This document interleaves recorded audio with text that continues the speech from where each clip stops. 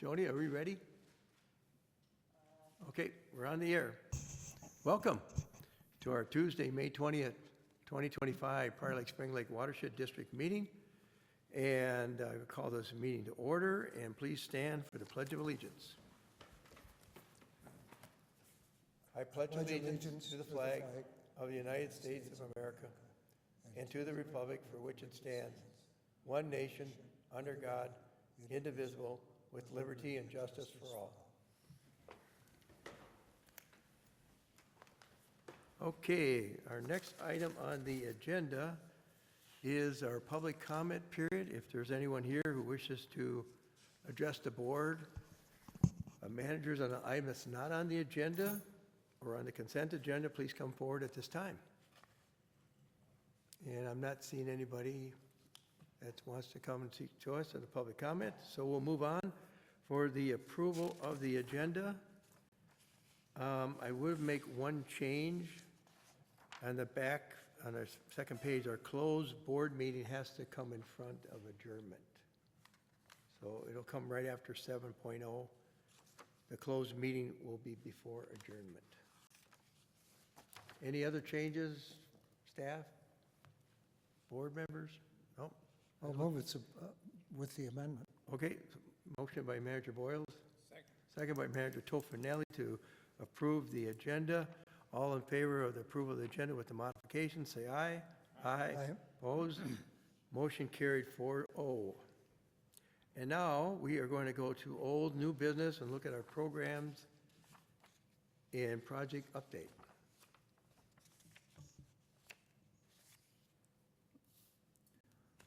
All right, managers, for this month's programs, we're starting off with lake level graphing. Prior Lake has jumped up roughly 2 inches, as that's nearly the amount of rain that we've received in the last 24 hours. The level is 901.9. We're anticipating that to continue rising. In Spring Lake, the level is 911.03. So we're going to be approaching normalized lake levels here probably in the next couple weeks. For the last month, our carp management program has been busy. We partnered with Spring Lake Association to stock bluegill, roughly 2,350 of them in the desilt pond. So thank you, Spring Lake Association, for your donation of bluegills, as well as help for the stocking effort. We prepared trapping locations, and we had our first open water removal, approximately 30 carp, with the aid of our carp espionage volunteers. So thank you, and please continue to put your notifications in our tracking app. Those get sent right to all of our staff's emails. So much appreciated. This past month, the aquatic vegetation management program's been busy receiving our treatment permits, as well as delineations of curly-leaf pondweed treatment areas. So we treat projected heavy growth curly-leaf pondweed. We have contractors go out in the early spring. This year was early April. They conduct surveys to determine which areas are projected for heavy growth, and those are the areas that we will go out and treat. On Spring Lake, a total of 16.87 acres were treated. That includes 2 acres contributed in the near shore area by Spring Lake Association. In Upper Prior Lake, 31.18 acres of curly-leaf pondweed were treated. All these areas were outside of the 150-foot riparian area. So far, I've had a few notifications from residents that these areas look like successful treatment areas this year, which is good to hear. Part of this part of the funding from our curly leaf pondweed treatments comes from the Scott County AAS grant. So thanks to Scott County for working with us on our treatments of curly leaf pondweed.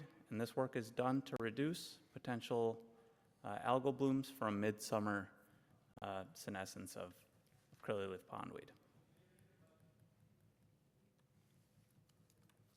So within the monitoring and research program, camp sampling has begun.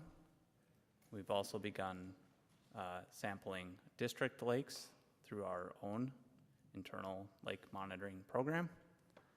So this week we'll begin our SWAG MPCA grant sampling routine.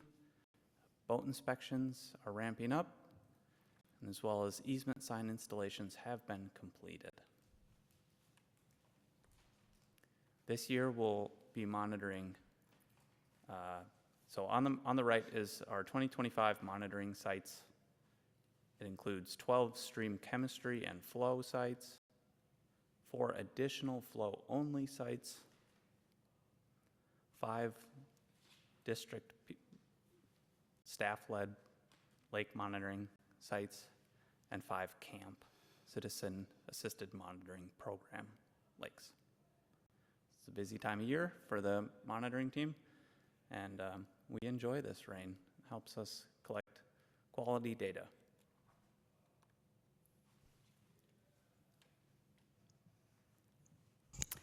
Okay, I'm going to take over. Oh, and my screen is not working, but I'll look on Jeff's.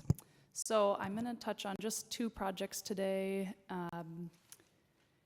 but they're good, big updates. So we'll talk about ferric chloride system update and the Prior Lake outlet pipelining. A lot has happened in the last month. So we have reached substantial completion on our ferric chloride building improvements, meaning the tank was filled, leak tested, pressure tested, the piping was all installed, and so the last remaining element is this Thursday, 2 days from today, we'll be doing the system startup to make sure that everything flows the direction it's supposed to, and assuming it does, then that's when we'll start our treatment. So that's really good news. We'll have Adib on site, who is the sub-consultant who is an expert in these type of systems. So that'll be great to have him, as well as Vasco, the company that installed this. So it's looking really good. You'll see that in the annual tour just next week. The driveway work has been slightly delayed due to rain this week. We had some trouble getting permits from MnDOT and the city, so that pushed us into the driveway contractor's busy period, but they have assured me that it will be done before the tour. So I'm hopeful that that is true, and all we need is 2 dry days for them to do their work. So it's looking good. Yeah, Emily, I have a quick question. As I was reading this, we did get a delivery of ferric chloride. We did. 1,880 gallons. So they delivered that with the original driveway, or how they? Yes, they were able with to the get in? existing driveway. How big is our new tank? I can't remember. It's 3,150 Okay, gallons. so we didn't get the full. No, the type of truck we're using now, their loads are smaller than our tank. So, and typically we won't be empty. So Okay. that should be, we'll need more frequent deliveries. That was part of the analysis of smaller trucks. The new driveway will make it easier for them to get. It will. there. Yep, and because we're using smaller trucks, we didn't need to do as an extensive of repairs. Okay. Good question. So the big update is that the Prior Lake outlet pipelining is in. Our 0.4 mile pipe is now lined. The team that was doing it, their sole job is lining pipes. So it was really interesting to talk to them. We gave them a tough job. They said normally, or prior to this, that a difficult job would be 3 to 4 hours to get the lining in the pipe. It took them 3 days to get the first section in. So they were really working hard. After that, it went really smoothly. I asked them, what do you think? We had gone back and forth about lining thickness a little bit, and they said, you did the right thing for this size pipe, you did it at the right time. So it was just good to hear that from a different perspective. You know, sometimes contractors and engineers don't align, and one thinks you should be more conservative than the other, and this did align. So I wanted to share that as validation for you all, and doing that. MPCA, the grant managers, did come out and see the construction, so they were very excited. We're their first project to be implemented. I said, yep, we just needed the money, so thanks for funding us. And they were really excited to see. They said we had a great proposal, and so this has been a good project and knocked it out quickly this spring. The only thing that really remains here is we'll do some curb and sod repair around the manholes and near the outlet at the lake. So you can see on the pictures here, the left is before, the incrustation kind of you would see, and then on the right is the freshly lined. There's something at the bottom of the right, that's the jet. It sprays as it goes through before the camera is pulled through. But I'll show you some more pictures as well. This is a busy screen, but on the left you can see a still photo of the pipelining being inserted down into the manhole. And they kind of insert it inside out like a sleeve, like you're pushing a sock through. So that was really neat process to see. On the top middle is the pre-cured lining, so you can see it's really floppy. It's a fabric. I have samples of these at the tour, so you'll be able to see them. And then the bottom middle is the after curing. So you can see it's very firm, rigid, it holds its shape, and wrinkles too around curves. So what they would do is they would line a section, and then they would cut out these remnants or extra creases to reduce that in the pipe. And then let's see if I can, Jeff, if you can just click on the far right, this should be a video. This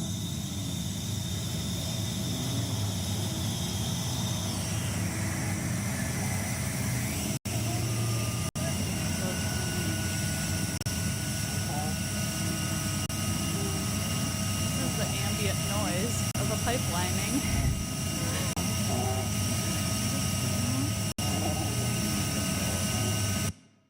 Thanks, Jeff.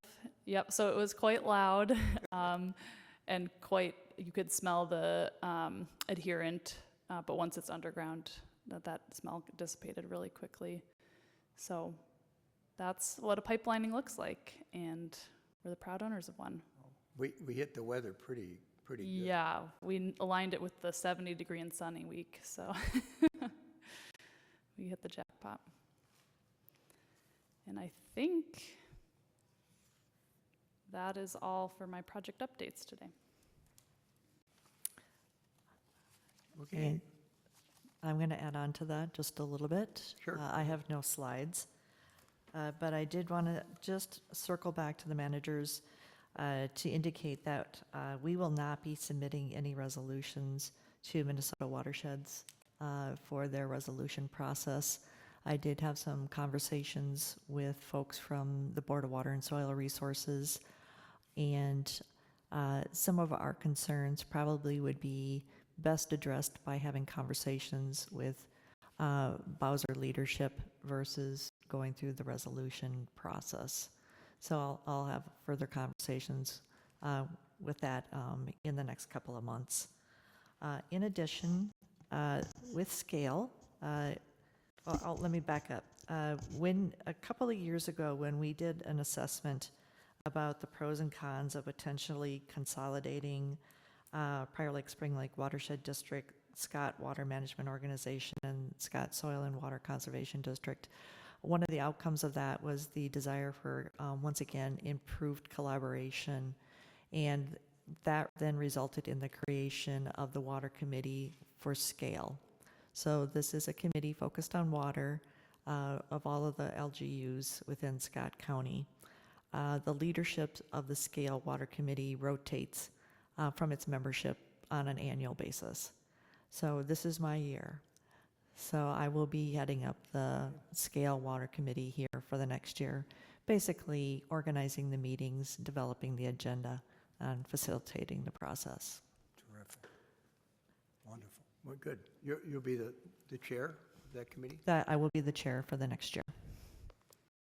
And then finally, we did find out that Microsoft is no longer going to support from security measures some of our software. We have some fairly old computers, and we've been chugging along on them. Microsoft just informed us that they will no longer be servicing some of our computers starting in October. So I do not have budgets for some of the computers for this annual year, but I may need to purchase some new computers and have a budget amendment coming up. Is that due to Windows 10? Yes. Because I got the same notice. Matt, do you have a question? No, I have no question. Oh, you had your I have own. a question why we have such old computers, but I thought because we're very frugal. Correct, Manager Tofanelli. I have been extremely frugal. Moving forward, I will probably have as an annual budget, just the annual update of a computer or two each year. Okay. Manager Morkenberg. Yes, I just wanted to congratulate the staff and all of us on getting the PLOC project completed. It's amazing, and it's a big accomplishment. And a few years ago, when we looked at it and said, it looks like there's a problem, I think we should probably do something about it. And now, after analyzing it and planning it and getting grants for it, it has been done. And now the last thing we have to do is we have to pay for it and then hopefully get the grant payments. But thank you for all your efforts. It's a big celebration. So. Okay, I see we have Just some One more feedback coming here, huh? insertion. Yes, thank you. This is the last bit of projects and programs. I told Danielle I would represent her here in putting a push out for the survey that she sent out in an email for the joint board CAC meeting. So if you have your phone handy and haven't done the survey yet, this QR code leads you to that. So far, we've only gotten 3 responses, and even with only 3, it's been very helpful. So we'd love to get more and be more useful to you all. So this is just a brief recess to plug you at that.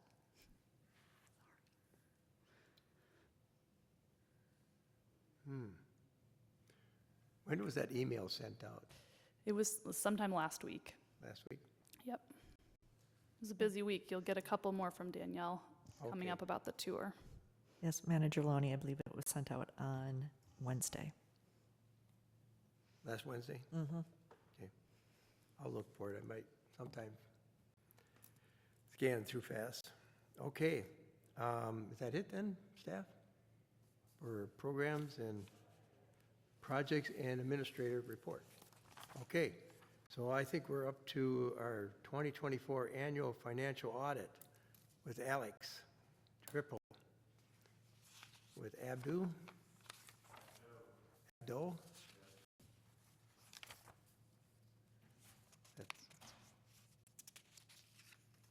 Okay, All right. welcome. Good evening, everyone. Like you said, my name is Alex Triple. I have been with Abdo now for 5 years. This is my 4th year actually working on the watershed audit. We really like working with Joni. She's on top of her stuff and gives us good information. So we enjoy working with her, and things go pretty smoothly. So excited to be here tonight and kind of give you guys the recap of our audit.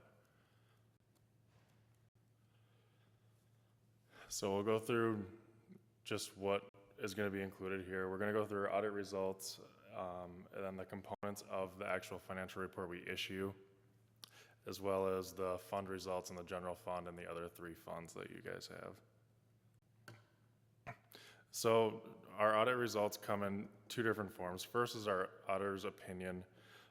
We are issuing an unmodified clean opinion that is saying that we feel that the financial statements are stated fairly in all material aspects.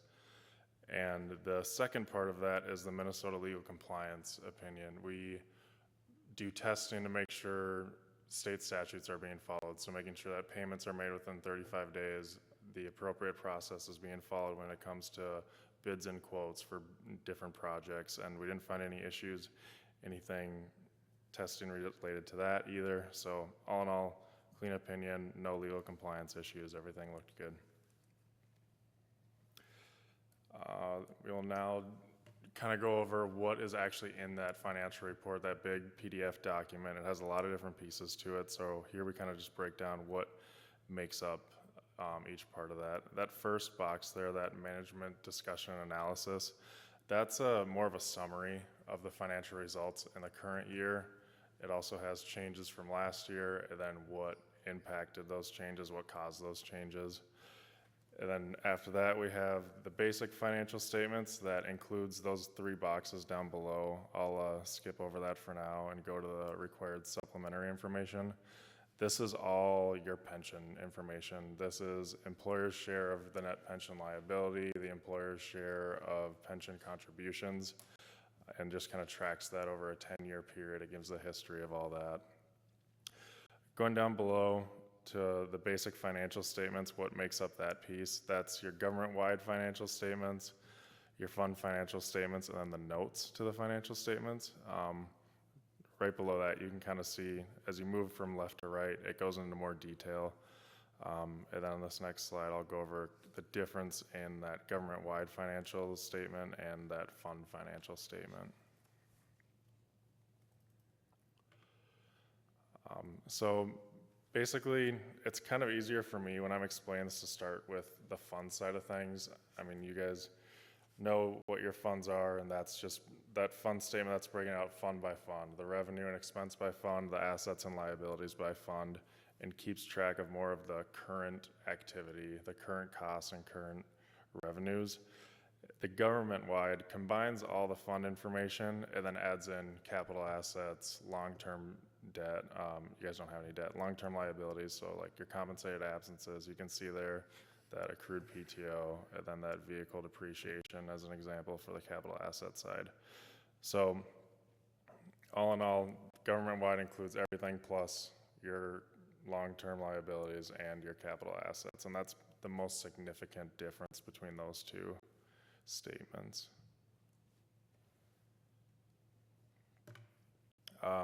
Moving on to the government-wide analysis. Like I said, this is all of your funds combined plus your long-term liabilities and your capital assets.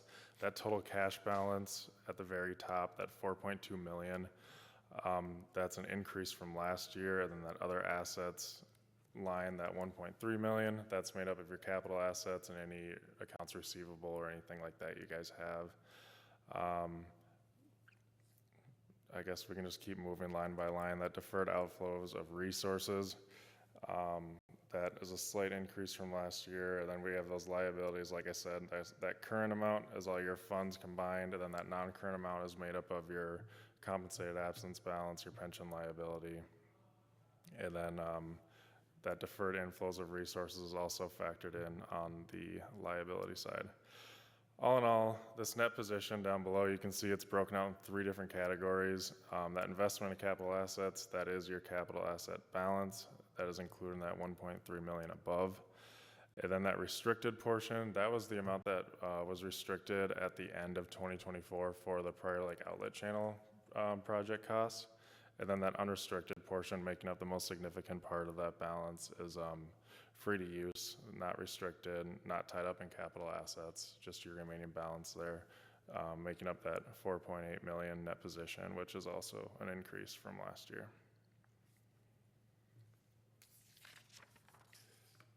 Here we have a graph showing the general fund balance compared to the budget. So that top line, that orange line, is saying that your fund balance in the general fund right now is 114% of next year's budget in that general fund, which is $280,000. That's a very healthy fund balance amount, having enough to cover 2 years of operating costs. That's plenty, and that's something we like to see. It is conservative, but there's the way you guys use this fund just for general operations, we like to see that reserve there. And then here's the revenue and expense side of the general fund. We're comparing it to the final budget amount and then what actually happened and then that variance in the third column. As you can see, super close to the budget amounts. Those revenues are made up mostly of property taxes and interest earnings, and then those expenses are just your general operating costs, salaries, wages, rent, auditing, accounting, stuff like that. All of that really close to budget.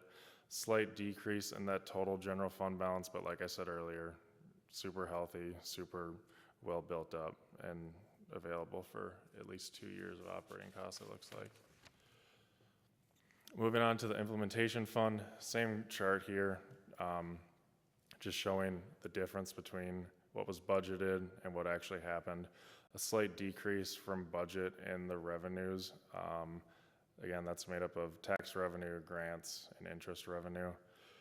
That decrease from budget and revenues was offset by a significant variance in the expenditure side. You guys spent a lot less out of this fund than what was budgeted for to help build that fund balance amount in this fund. I mean, that is a significant increase. 624,000 there, the third number from the bottom, is that total change in fund balance for the year. Those other finance, I know I'm kind of jumping around here. That other financing uses, that 25,000, that's your insurance reimbursement from that truck that was totaled. So there wasn't a budget for that, but that was shown there as a revenue. And that transfer out to the operations fund was right on with the budget amount. So overall, large increase in fund balance, looks really good. That total fund balance to be used for different projects that come up throughout the years, it looks really healthy as well. Moving on to the JPA MOA fund balances, these didn't change much. The operations fund decreased slightly. The current year cost just exceeded the amount that was transferred in and the grant revenues. This fund balance for the emergency fund didn't change because, as I'm sure you guys know, the interest earnings from that $260,000 are being transferred out of the fund at the end of the year. So that's not going to change, and that's consistent with what we've seen in the past. And that is all I have for you guys. And I would be happy to answer any questions you guys have on anything. Okay, Alex, thank you very much. Any questions from board member on anything? I mean, it sounds like we got a good grade. Yeah, I'd agree with that, yeah. I'm used to grades, but I didn't see anything alarming or anything in your report. So good. Sounds like we're doing a pretty good job of fund balance. We do have some projects coming up where we'll be using those funds shortly here. Yeah. That was the idea, of building up the fund balance so we can do some projects. So, Frank, do you have any questions? No, No questions? good overall. Manager Markenberg. Yes, we appreciate the audit, and it sort of helps us feel good that we are keeping the finances in good balance. And a lot of it, I think, is also our manager, Joni Giese, who is doing a phenomenal job and probably have it ready for you, so it's easier to go at and analyze and understand, and our accountants. So I think it's a good cooperation. Yeah, thank you. I appreciate that. Yeah, we love working with you guys too, so I appreciate it. Thank you. Thanks. Yes, thank you, and thank Joni and staff. And Christian, you had a little part in this, I assume, but you know, it just shows, I mean, Joni's expertise on accounting and budgeting shows up again. There's no comment, so it's always good to see that. So, okay, well, we'll probably see you next year, same time. Yep, sounds good. Okay. Thank you. Thank you. We do have to approve, there is a budget motion here. So moved. You're motioning the motion that's in the memo, Frank? Yes. Okay. The motion in the memo to accept this governance summary and annual financial report and authorize district administrator to submit to Bowser and state auditor's office. Motion by Manager Boyles. Second. Second by Manager Tofinelli. Any questions, any discussions on the motion before we vote? Okay, not seeing any. All in favor of the motion, say aye. Aye. Opposed? Motion carried unanimously. Okay, we are at authorized award a contract for the swamp iron hand sand filter. And I assume Emily is going to do this? Yes, I will take this, and if there are technical questions, Carl will help me. Let's go previous slide, maybe. Yep, thanks. So we went out for bid. Engineer's estimate was above the threshold that requires competitive bidding. So we went out for bid on Quest CDN. We received 6 bids. Through that process, only 5 were eligible. You can see Valley Paving didn't submit a vegetation maintenance form. The lowest apparent bidder we had a good range, but the lowest apparent bidder was quite a great favorable price for us to getting the project done, and that was with Kruger Excavating Incorporated. So we would recommend to award, but make that award contingent on a ditch petition approval. We'll be having that hearing at the county on June 3rd. So far, all of our meetings with the county and their lawyer have been very favorable, and we're in step. There's not any surprises, but I think it would be a good process to just make sure we have that wrapped up before making award. And if all goes to plan, we would expect to construct this fall. So with that said, this full staff recommendation would be a motion to authorize the district administrator to enter into the contract with Kruger Excavating Incorporated in an amount not to exceed $383,267, contingent upon ditch petition approval and with any further non-substantive changes on advice of council. The board authorizes the administrator to enter into change orders in an aggregate amount not to exceed $38,326 or 10% of the contract not to exceed. Okay, thank you. Very good report, very good bid. Does anybody want to make that motion? Could I just, a clarification? Okay. Recommendation to award contingent on ditch petition, June 3rd hearing. I guess I didn't read carefully enough. What is that about? Yep, you read perfectly. There weren't very many details. So any project that is in the ditch corridor requires a ditch petition. And so we have begun that process with the county. We've been meeting them, but it requires a formal hearing, and then the board has to approve our petition to do the work. So far, they've been in line with us, and we haven't come across. So we conduct the hearing and decide not to go through. Now, we've adopted a resolution awarding. It's contingent on ditch petition Yeah, approval. okay, thank you. That's a public hearing, right, at the county? Yes, the county holds that hearing. Okay. Anybody want to make the motion and second? So moved. Motion by Manager Boyles, Second. second by Manager Morkenberg. Okay, so now, any more discussion or questions, concerns? Anything? Board? The only question I would have on this hearing is that property owners nearby that could object or come to the hearing? I don't, it's kind of a formality, what I'm thinking, but It's mostly a formality in this case, especially since it's at the beginning of the ditch. It's really not going to have an impact on the function of the ditch at all, but it's part of the process. so the county board has to approve this petition. Yep. Okay. Okay, it's good bids. They're under the estimate of Good Carl, competition. which, that's pretty good. Makes up for the other one. What a spread. He's working on it. Kinda. I think we're He's ahead a kinda little going, bit, yeah. I can't blow them all, he says. Okay, so we have a motion second to get this Swamp Lake and Iron Enhanced Sand Filter going. No more questions? All in favor, say aye. Aye. Aye, opposed? Motion carried unanimously. Okay, we're at the point of the treasurer's report. And Manager Morgan. Thank you, President Loney. The financial report, we are where we expect to be for the being through 1/3 of the year.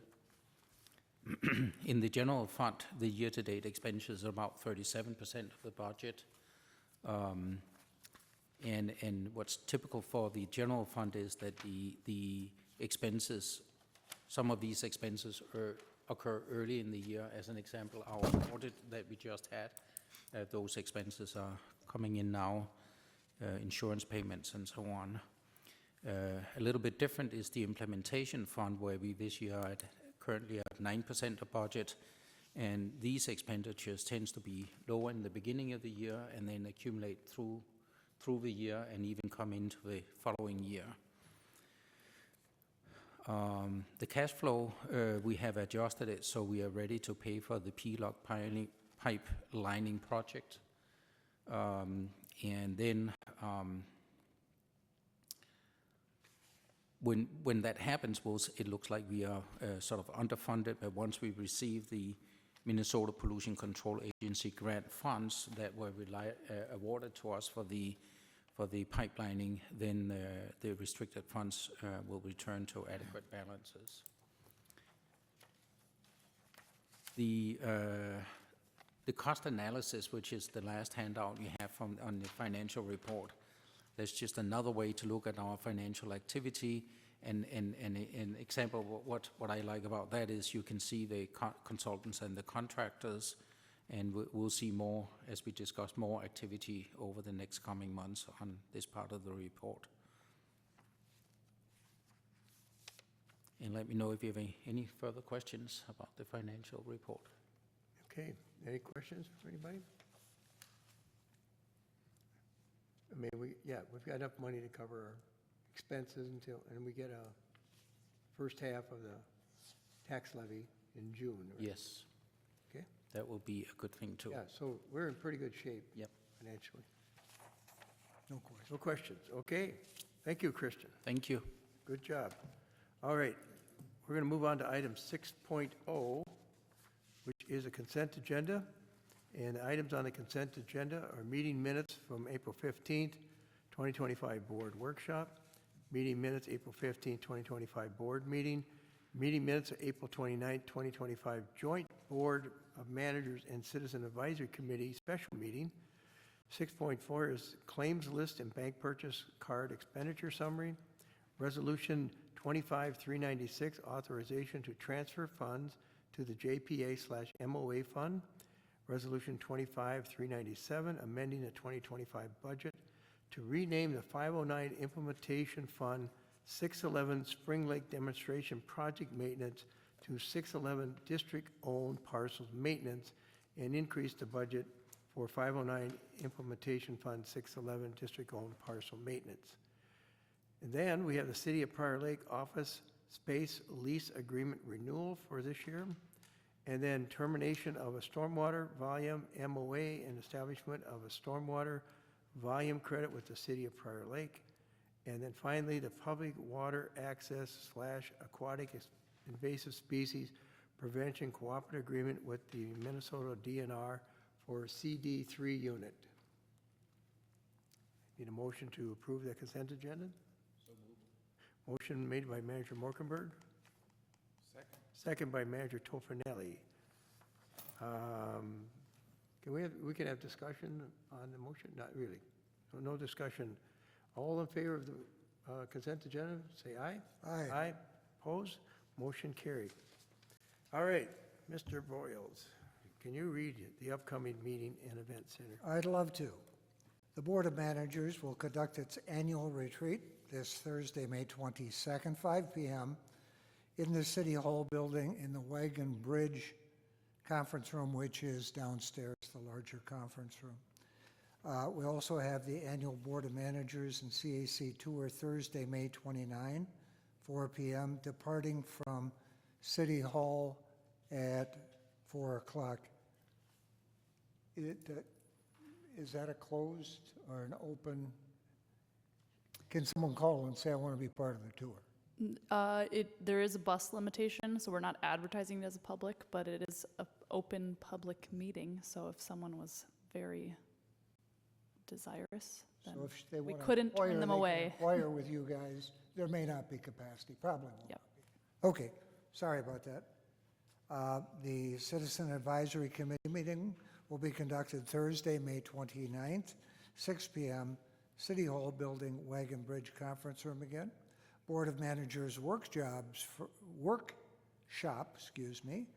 for June is Tuesday, June 17th, 4 PM, in the Parkview Conference Room up here on first floor. And finally, the Board of Managers meeting, same evening, Tuesday, June 17th, 6 PM, right here in the City Council chambers.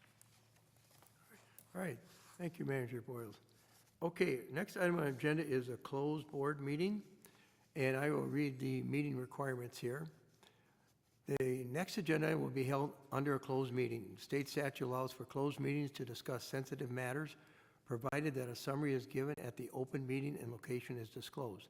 The location is that part of the southwest quarter of Section 8, Township 114, Range 22, Scott County, Minnesota, describes as follows. Commencing at the northwest corner of said southwest quarter, then south along the west line of the said southwest quarter, a distance of 1,032 feet, 0.78 feet, to a point of beginning of the land to be described. Thence continuing south along west line, a distance of 653 feet, thence east at right angle to said west line, a distance of 670 feet, then north and parallel with said west line, a distance of 975.26 feet, thence west at right angles, a distance of 332 feet, then south along and parallel along said west line, a distance of 332.26 feet, thence west at right angles, a distance of 338 feet, to the point of beginning containing 12.5 acres more or less. As a summary, the closed meeting will discuss approval of negotiations amount for potential water quality project easement acquisition. We will adjourn the open meeting immediately following the closed meeting.